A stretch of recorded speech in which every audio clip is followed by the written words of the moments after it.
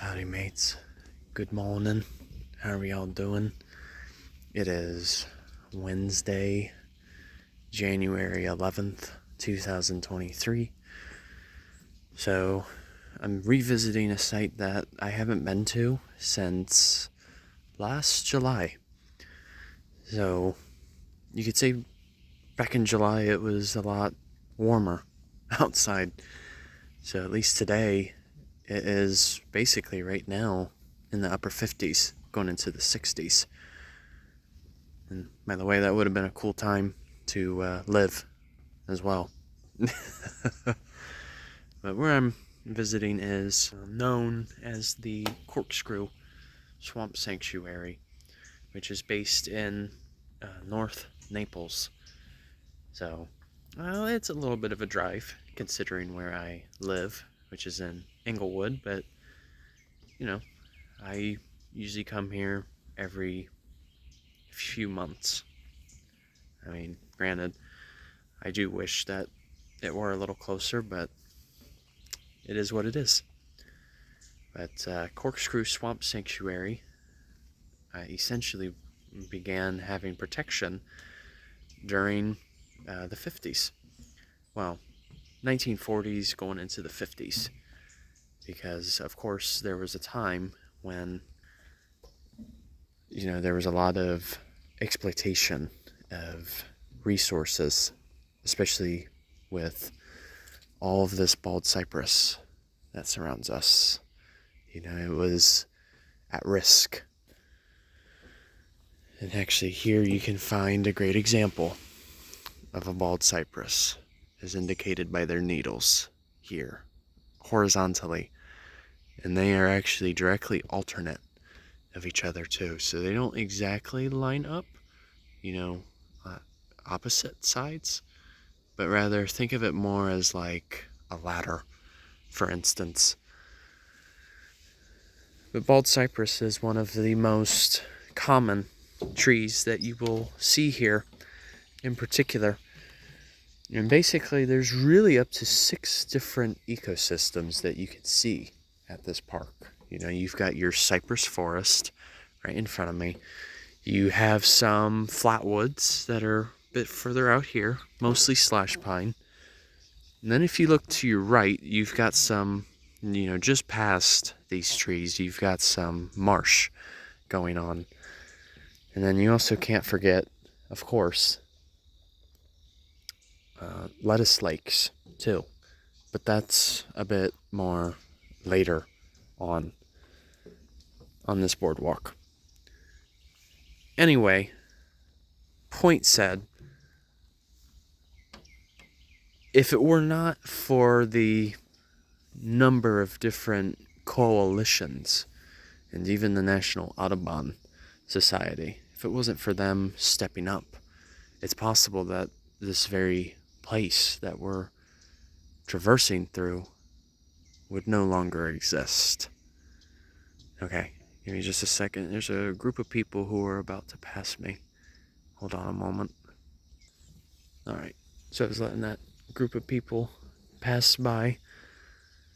So what we're actually about to walk up towards is the Plume Hunters camp. So it wasn't only the habitat that was facing threats, it was also the wildlife too.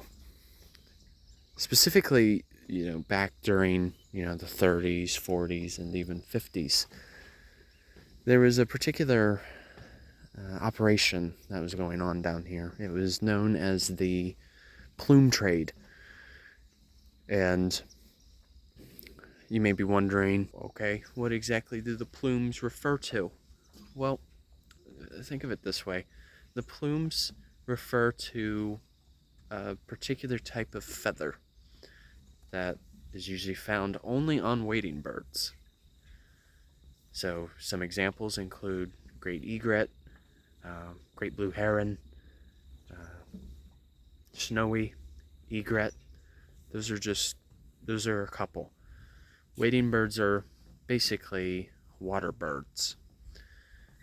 So you won't really see them inhabiting dry land. Rather, they like to be by the water because much of their diet is usually consistent of aquatic vertebrates and invertebrates alike.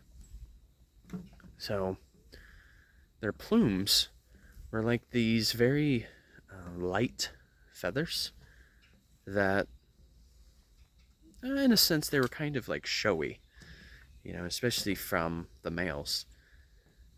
And these plumes that I speak of, they were used as a fashion statement back in the day. Common users included the vaudeville actresses. It was basically a sign of status and wealth. And for another, plume hunters would usually be paid $32 per ounce of feathers. And here we are. This gives you a little more of a background right here, in case if any of you want to take the time to read. But yeah, you can definitely see that it was used as a fashion statement at the time. And usually the plumes were targeted, especially during breeding season, which I kind of mentioned that just a little earlier.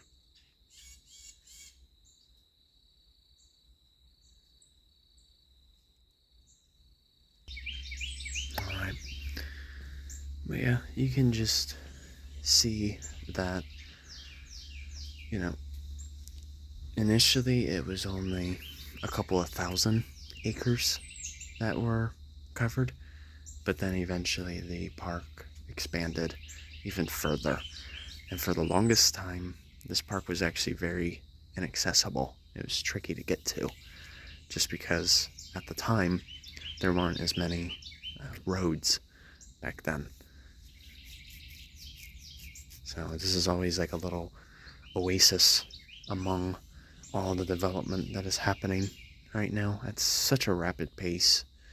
And I tell you what, it is truly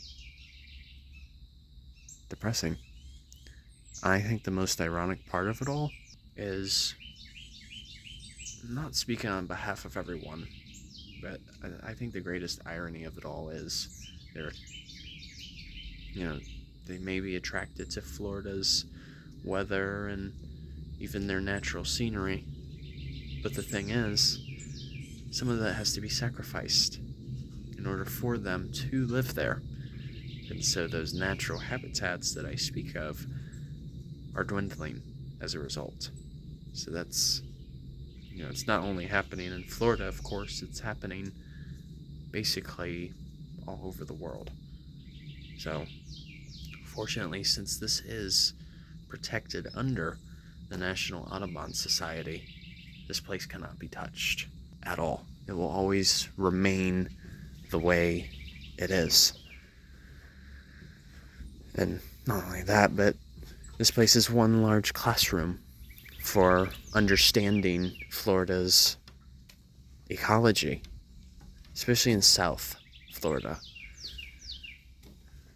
Got some wax myrtle right here. They're a common plant or shrub. They actually are waxy, so if they're melted, it actually creates a wax that is then used for candles. And I believe it's also used even for medicinal purpose too. But this is most likely, given that you have these blooms, this is most likely a female, because they are indeed dioecious. So, okay. This video is over 9 minutes. I think this is a good point to wrap up. Alright. Take care, you guys. See ya.